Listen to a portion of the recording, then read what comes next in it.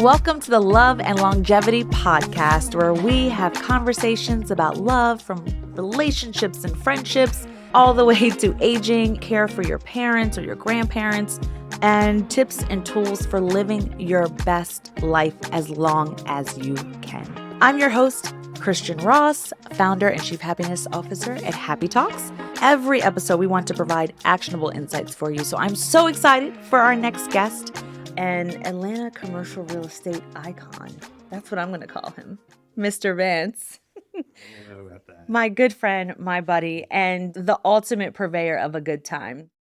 And also, too, I feel like king of common sense. So many people don't have common sense. I don't usually get tagged with king of common sense, but I'll take it. Well, I'm so excited to talk to you today because of the fact, of course, we always talk You about, know you're the only person I would come to a podcast and do this for, right, Christian Ross? which is why I'm so happy. I hope you Maybe see the happiness one and on my only face. time. One and only time. High five. Thank you.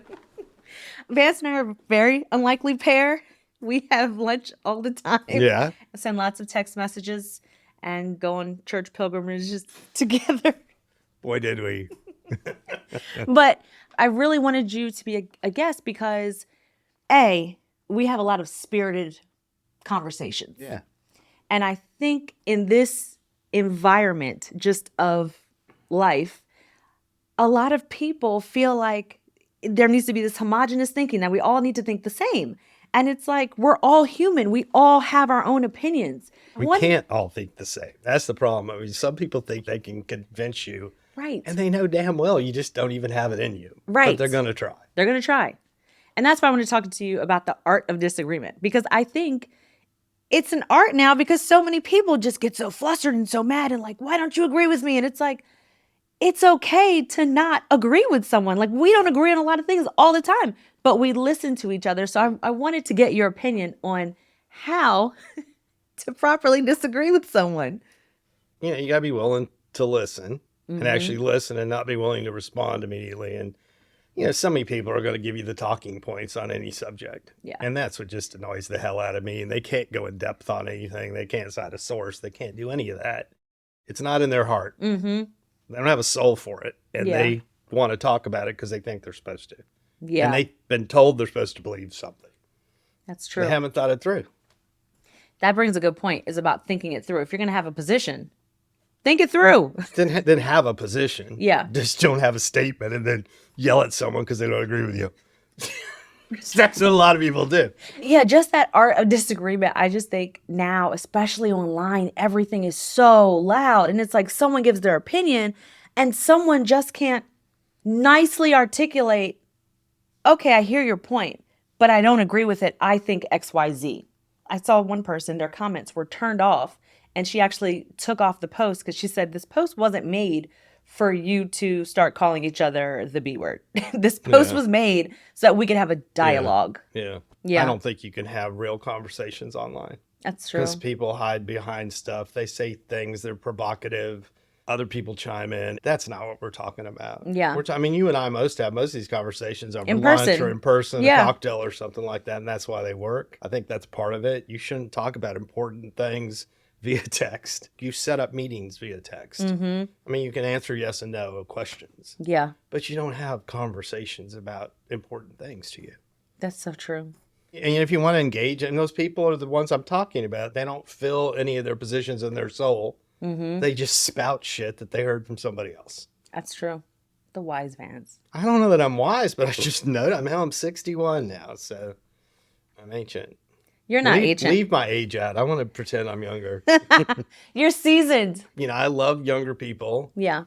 Some of the older people annoy me because they're really stuck in their ways and they'll take a position differently. They're just stubborn and they might know it more, but they won't. They don't want to argue with you. So they just throw bombs at you and call you a communist or whatever. But you know me, I tend towards younger people. Yeah. No, and it's just always going to be my attraction. So. And do you think that when it comes down to on the longevity angle of this conversation, you play tennis? I do. What do you think contributes to just your great mindset of the fact that you're like, hey, you know, I'm around younger people a good amount of the time. I have these conversations. I do this, I do this. Like, you have an active social calendar. I try. And, you know, I have friends, different places. I mean, I have my tennis friends, I got work friends, just my friends I've had forever. I've got a whole nother group of friends down with Jono and all those boys down there in Point Clear. Got friends in California still. You try to keep in touch with people. I mean, I remember grandfathers, my father, my ex-wife, Don Dean, would send me that the way you used to text or send little things you wanted people to read or whatever. You put them in an envelope, you put a Post-it note on it. I remember Anne Marie's dad used to send me the Kiplinger newsletter. I used to love that thing. And I read it because someone sent it to me. I wouldn't have read it otherwise. Right? And I didn't read all of it. But my dad did the same thing. They cut clippings, and now we take photos and text and all that stuff. So I do a lot of that, but I think I was raised to do that type of thing, not like digitally, but analog. Yeah, that makes sense though, because just like you said, like that's that connection. Yeah, that's that connection. People just discount how much connection leads to longevity, and just your mind being fresh. I mean, if you're lonely, a lot of times you're miserable. Being miserable, you don't want to live a lot of that. No, right? Yeah, true that. It's got to take away. It's got to take away from your life. Well, it takes away from those moments in your life, regardless. And when you were growing up, just like you said, like how your parents, we have these analog moments, these things that we did. What are some of the things that they told you growing up that you feel like are so big in your life now? That's funny you should ask that, because I've thought a lot about this. We're both at All Saints Episcopal together, and I brought Christian to church one Sunday, and she immediately was a celebrity. She came back another time, and everybody gave her a big hug, and she actually joined. And I love that. All Saints is a tricky place to navigate. But we've also done a lot of that. We were on a committee together for racial reconciliation. And, I was on it, and I pulled you on because you needed to be there. And then you were in charge of the pilgrimage. And then now they want you in charge of everything. But we went through all that training, and everybody wants to talk about what they call it, sacred ground or whatever. And, the readings for all that. And again, this is Sacred Ground is a foundational program on race for the Episcopal Church, approved by the church, the bishop, whoever. And it's a good program. And I learned some stuff about the Indian people. I knew we put them on reservations, but I didn't know how made them not be Indian and made them send them to white schools and tried to make them white. I didn't really know we did that. So I learned some stuff. But, it always goes back, to the black-white thing. If you live in Atlanta, that's foundational. Yeah. We're a 50-50 city? Yeah. You got to figure that out, or why we don't live here. Yeah. Don't live here. And I think, Atlanta's a model place for that. When you hear how we got the civil rights movement, I've been told the story and read the book, and I think most people agree with it. We had mayors, but Robert Woodruff at Coca-Cola ran the city. And Coca-Cola, and he coined the city too busy to hate. We didn't have the horrible race riots. So we had ours. There was bad stuff happening in Atlanta. I wasn't here. I'm from California. Yeah. So when I moved here, I wanted to know what the history of Atlanta was. And if you don't spend some time figuring out the history of, how blacks and whites integrated and how they used to deal with each other and how they deal with each other now, it's hard to live here. Yeah. But that's a long way to get back to the question. You were asking, like, foundationally what I was taught by my parents, my grandparents. My grandmother just, did that EFM course, and you have to do a lot of self-reflection. At least every year you have to do sort of a talk on yourself, which was one of the hardest parts for me. I don't mind talking about myself, but not formally like that. This, it's making me sweat. Of course, from Ross, my lip is sweating. But, Grace, grandma, you go back to the scripture, Luke 11, too much who is given, much is required. So I've had a lot given to me. I had from a very young age that you're white, you're privileged, you need to do more for other people. You can't be a taker. That was my upbringing. And I think that was a lot of our upbringing. Yeah. And the other one I remember is you learn, and I come from one side of the family's French. Grandma was a royer. Grandma talked about noblesse oblige, which I think basically means nobility obliges. But it's the same thing going back to if you were given a lot or you're a king or a queen or something, then you need to be more like Princess Diana than Prince Charles. Yeah. You need to be given back. And she was the model. And listen, I'm not a Princess Diana lover. I mean, I just, and they all do stuff. But who had the heart for it? I talk more about heart and soul than mind. Because a lot of people with good minds, but they don't have any heart and soul. And I don't deal with those people. I know. You don't deal with them either. I don't.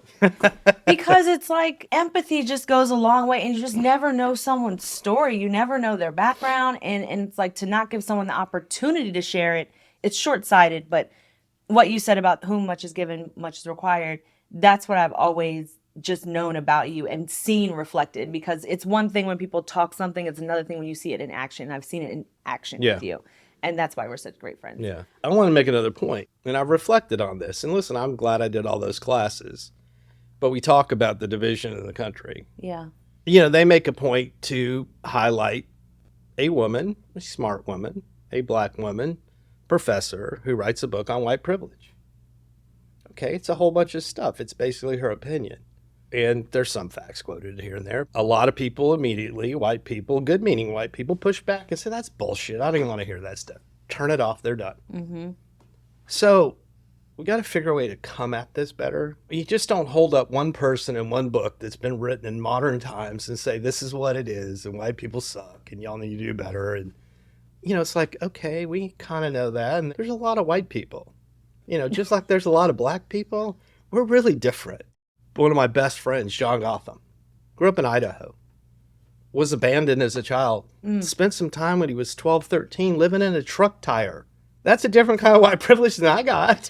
You know what I mean? Yeah. It's just stupid. You can't look at everyone like it's just one thing. Like, oh, white people are all one way. Black people are all, like, everyone is different. Whatever race, whatever creed, like, we're all different humans. And it's like, we're not taking that into account. And where you say the starting point at, it's funny because I think, right now, well, as we're taping this, it's Black History Month. But when I think about it, even commercials, you hear the same 3 black people. And I'm like, no wonder people don't know about Black history. If we keep talking about Martin Luther King Jr., Harriet Tubman, I don't know who the third one is that's quoted in all the commercials, but there's 3. So it's like we have to know about Garrett Morgan, who invented the stoplight. Like, we have to know about these computer scientists who helped create video games and create computers. Like, these stories need to be told, because at the same time, how do you even look at people who systemically have been noted to be listed as inferior in so many different regards in the past, if you're not helping to tell the stories of, and I realized that's why Carter G. Woodson started Black History Month. He was like, a lot of people, Black Americans, did not know their history. He's like, so when you have something that you've done that's great, share it so we can share it. Yeah. Now it's so commercialized, but if people get down to the root of why Carter G. Woodson started, he was like, it was not only for Black pride, but it was also to let's show other races around us that we are great. Yeah. And I think that's... talk about our achievements, because no one else talks about your achievements. Your people have to talk about your achievements. Your people have to support you. And eventually we get to where I think we're supporting each other. I think we've been through a hard time where we wanted to look at everybody's point in their life to see if we supported them or not. What I believed when I was 20 and what I believe when I'm 60 are so different. Yeah. But that's what you want, right? That's your learning experience. And I think that's the other thing with longevity. It's a learning experience, and it's also the giving grace to other people and yourself. Hi, I'm Christian Ross, founder and chief happiness officer of Happy Talks, where we provide social phone calls for older adults. So while you're thinking about the care of your loved one, remember, connection is key to optimal health, and we would love to partner with you. Go ahead and visit www.happytalks.com. But you go back to the Black history thing, and this is where so my mind is just a big paradox, I guess. Mm-hmm. I always have the opposite sides of everything in my head, and I argue with myself. Like, this. And when you talk about Black history, the person I paid attention to was Martin Luther King Jr. and everything that he wrote and the speeches, and I still listen to that. I love listening to speeches. Mm-hmm. And this, my 2 heroes are MLK and Ronald Reagan. Yeah. And people don't get that, and people remember now. Ronald Reagan is the one who made MLK holiday a holiday. I don't think they said things that they didn't mean things differently. They said things differently, but I think they both think Ronald Reagan titled it The Shining City on a Hill. And Martin Luther King was, we're going to get to the other side, from the I Have a Dream speech. Yeah. I mean, they both gave us a vision of something better. And I'll tell you what, this really hit me with Jimmy Carter. I guess it's Rosalind Carter. Jimmy's still living, right? Yes. Okay. I knew that Rosalind had passed. And at that service, I mean, I thought Jason did a fabulous job. He just brought heart and soul to that whole thing. He did. And he wasn't formal. Yeah. You don't have to be formal about everything to get it right. Yeah. I remember seeing they had over there in Old Fourth Ward Park, or they had done this spatial thing on the grass where it was a picture of Jimmy and Rosalind. Oh. Like right after he had died. It was in the AJC. And it just hit me, and I read it, and it had been planned, but it actually put it up like that week or like right after it happened. And it was in Freedom Park, I think is where it was. And I just remember thinking through that. I mean, I didn't agree with a lot of Jimmy Carter's, what he did. I mean, I was a young kid at the time, and I remember we were camping on the beach in Pismo Beach. Aunts, uncles, maybe grandparents were there, and they were all talking about, we'll just have to start saving. I don't know if my kids will ever be able to afford a home at 20% interest rates. It was such malaise that, I mean, you can't be a young kid and hearing everyone talk about how awful it was financially and admire that kind of politics. I mean, Jimmy Carter's a Christian. And you know me, if you don't have a little Christian in your heart, I'm not going to pay you as much attention. But Jimmy Carter and Rosalind have done so many great things post-presidency. And they didn't found foundations, like I said, but they built houses. Yeah. They went and worked with the poor people. They got their hands dirty. Yeah. They weren't off to Davos and jetting and this and that. They were just great old Southern Georgia people. And I just came to the conclusion, I mean, he wasn't a great president because he was too good for politics. There are some people that are just too good for politics. That's so sad. But it's true. Just too good a man. Some people can navigate that. Some people can't. That was a realization for me. And the other thing is I voted for Trump, and God knows I'm probably going to have to vote for him again because I'm never going to vote for a Democrat. You know this about me. I was bringing this up for a reason that, like a lot of shit he says. I mean, we went after John Lewis and called, the 5th Congressional District a dump, and it's the nicest part of it. Like, he just doesn't always get it right. And had his whole life being a politician, and I kind of enjoy that too. But I admire John Lewis, and when we went on that pilgrimage and we walked over that Edmund Pettus Bridge, I mean, stuff hits me hard. I was in Tulsa a few weeks ago, and the first thing that I saw was when after we finished our program, they took us to this one part and they said, okay, we're going to start walking from here. And he said, this is where 35 blocks was burned. But the bridge instantly reminded me of us being in Selma and seeing that with John Lewis. Like, it was like a flash when they said that. And I was like, oh my gosh, that looks like that bridge. And I think that's the other thing too, when we think of being able, again, artfully disagree, whatever, learning experiences to make sure that you have a full life as well. You have to come to these sacred grounds of experience. Because just like you said, how that hit you when you were there, I felt it in my body from head to toe. I was like, and then to see the street, it had one house. It was called the Physician's House. They had burned every house in the street except for this one house that left standing. And it's like, that was supposed to be a testament to the future. I feel like that was ordained for that house to be the one house standing on that block to be like, everything else was destroyed. Yeah. But this is still standing. Yeah. I totally agree. Well, tell me about you a little bit. How did you get to be so agreeable? How can you have spirited conversations with me and no one else can?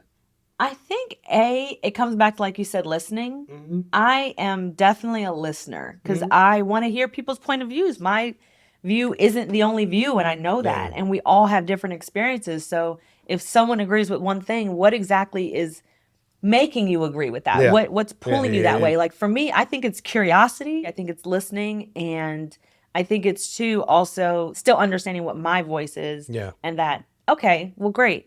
I've now heard that point. Hopefully my voice can add another layer to that thought process. Yeah, yeah. I think something we both do, and someone pointed it out to me recently, is we innately build communities. Yeah. That's very true. And I think that's the way we protect from loneliness, maybe a little ourselves. We build communities. And I think you do a really good job of that. I mean, you're building a business on it. Thank you. I've done some business on it in my professional community.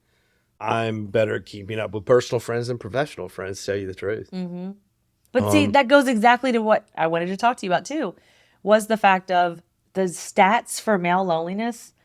They're so high, and especially for fathers, they're really high. And the Surgeon General has come out. He said everyone is experiencing high degrees of loneliness. But when you look at it, it's particularly young adults. It's just these segments of people, the older adults who I love and cater to. And then there's, of course, men. Of course, women are in there too.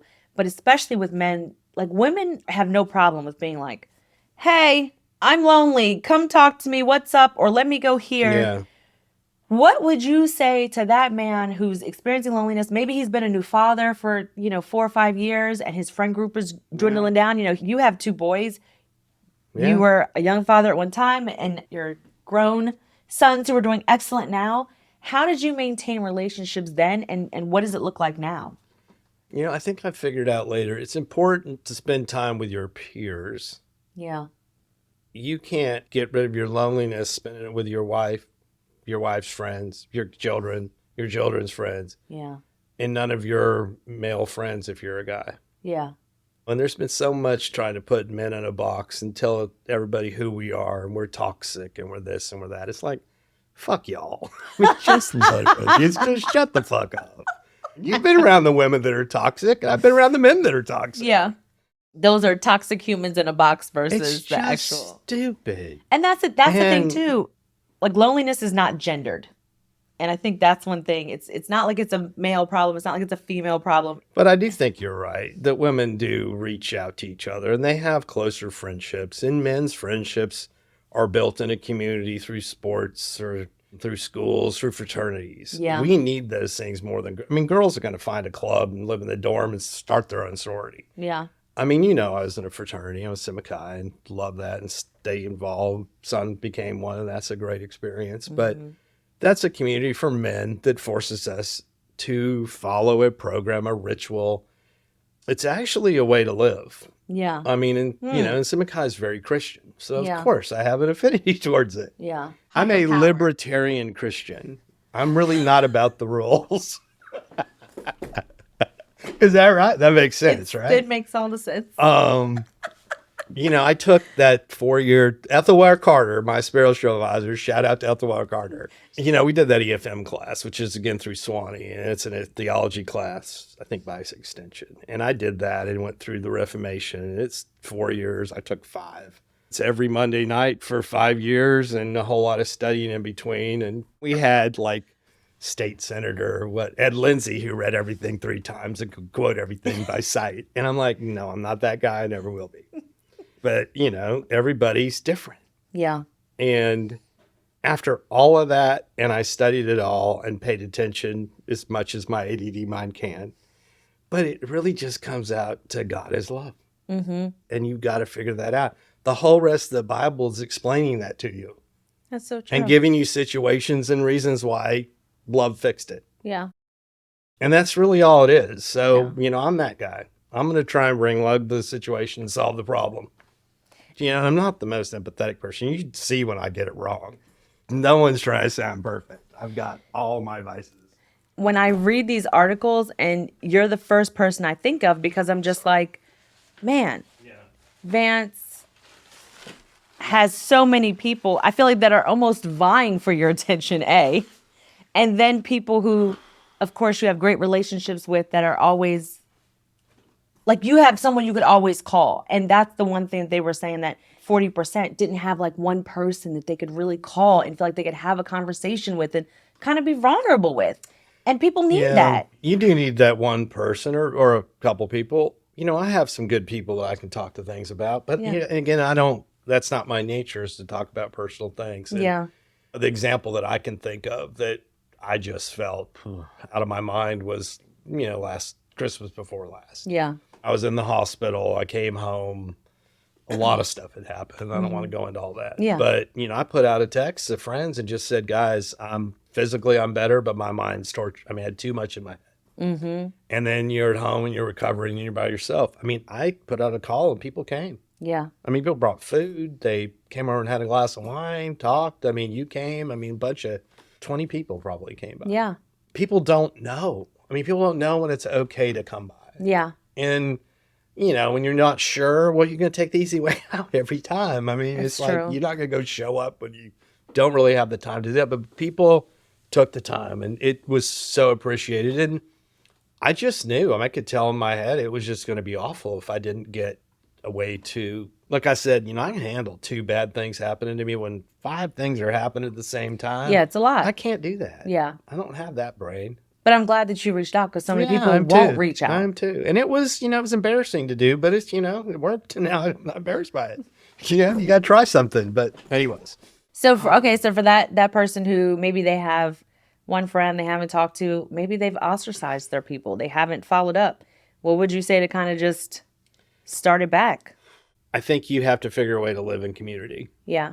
And you know me. I mean, I'm at the country club. I'm on the tennis team. I'm the Yeah. co-captain. And what did I do? I'm the co-captain of the mixed doubles team. I'm the oldest person on the team. I'm not the best player, but it's the people, you know, they're fun people to hang around with. Mm-hmm. You know, I'm at church. Love to talk to the older people. I gravitate to those people at church because I think they remind me of those grandparents and stuff that were sort of foundational. Mm-hmm. And that's the place where I might gravitate to older people. This is another way I was raised, getting back to privilege and all that. It was grandma, and this is my father's grandma. And my father is a scientist, but he is just a precious Christian man. Right? Mm-hmm. I mean, president of the Gideons in LA and did all that stuff. And, you know, those poor men had to quit doing that. Yeah. Because the kids started like throwing the Bibles back at him. Oh. Throwing them in the trash. Oh. Lighting them on fire. They just quit doing it. Mm-hmm. And there's a bunch of nice men in their sport coats and couldn't be any nicer people, but yeah. Yeah, and that was, you know, he had been probably doing that now for 5, 6, 7, 8 years. They kind of quit. That's a bit of community too. Yeah, but when people are doing that, you're no. Yeah. And this is for people who don't ever go to church. And listen, I don't go that much right now. Again, I was brought up like when you used to say, I don't want to go. I don't need to go. I don't need to be there. Mm-hmm. I got to handle the day, all the rest of that. I remember, I'm pretty sure it was grandma, because that was grandma's role in my life, said, Vance, we don't go to church for us. Ooh. When you show up at church, you're going there to be there for the other people who need you. Wow. Oh, grandma. Think about that. Yeah. I mean, I think about some of those older people that I go, and some of my favorite people at church were the Pattons, or still are the Pattons. Mm-hmm. I would meet them when I ushered out at the car. Mm-hmm. And I knew not to help Shug because she's very independent, but standing there, and these were 90-year-old people that came to church every Sunday. And they recently got moved into Canterbury Court. They couldn't attend. I just found that out. But I couldn't go to church and not go give Shug a hug. Yeah. And they were like a bright star to me. Mm-hmm. So when people say they don't need to go to church, well, it's like go once in a while and go give somebody a hug and go do what you're supposed to do at church. Yeah. You know, church isn't just something you go and you listen and you leave. You got to figure that out. Church can be all different kinds of things. Right? Yeah. And so, you know, that's kind of foundational to me. And again, I'm not a big rule follower.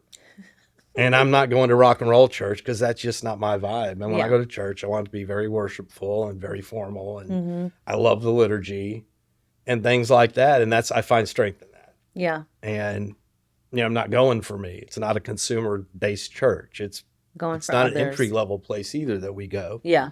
You got to be pretty smart. You got to figure out things on the fly. It's not kumbaya church. Yeah.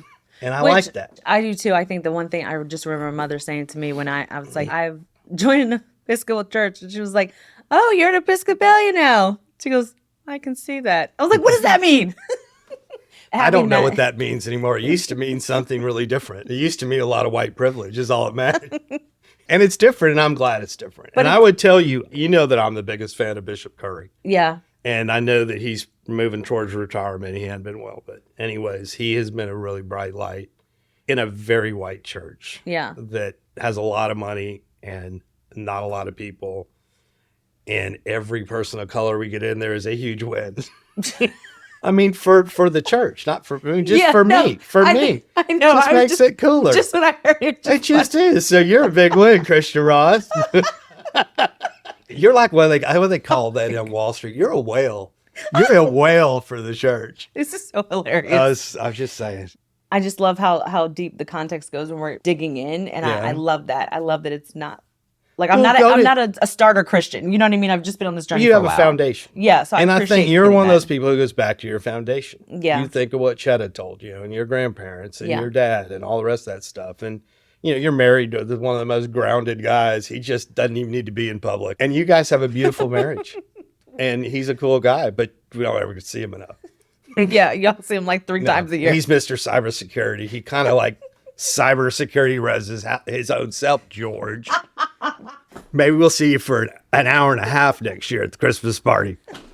All right. So I would like to say, first of all, thank you so much for joining me. I'm so excited to have you because, again, I just think we all need to be open to things and listen to people and not work hard at not being lonely. Yeah. It's your job. The only person making you lonely is you. There's lots of places to go. And you got to get involved.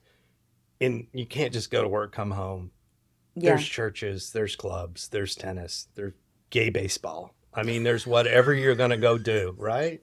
I mean, there's something for there's something everybody. For everyone. And especially, too, we think about our phones. We can go on Google and just look at anything. And you taught all this. Yeah. The screens, we all got to be better at that. Yeah. I mean, I get sucked in. After playing tennis, my group of men at the club we sit with, and we had our conversation, and there were 5 of us sitting on our balcony, and we were all looking at our phones, and I noticed, and I'm like, we're worse than our children. We're literally, for 5 minutes, have all been staring at our phones. But that's good that you broke everyone out of that. But that's what we have to do. That's not what we generally do. Yeah. But that's another place, I go and sit and just bullshit. Yeah. We're done. But I love these groups. They meet at Panera Bread, and they're 70, 80 years old, and these old men meet for coffee every morning. Well, figure that out. Exactly. Get out there, and you cannot sit in your house and watch TV. You can't get not lonely by trying to get it off a flat screen. Right. That's the perfect way to end this today. Thank you so much for joining us. This is Love and Longevity with Christian Ross here with the Vance. Beautiful Christian Ross. Let me just tell you, Miss Happy Talks here is killing it. And there ain't a person in Atlanta that doesn't love Christian Ross. Oh, you're so kind. Yeah. Well, we'll see you back here at our next episode. All Bye. Right. Bye. Thank you for joining us at Love and Longevity with Christian Ross. If you enjoyed what you heard, give us a 5-star review on your favorite podcast platform and be sure to follow us. And if you like more from me, you can subscribe to the Happy Talks newsletter at the link in the show notes. Thanks for listening.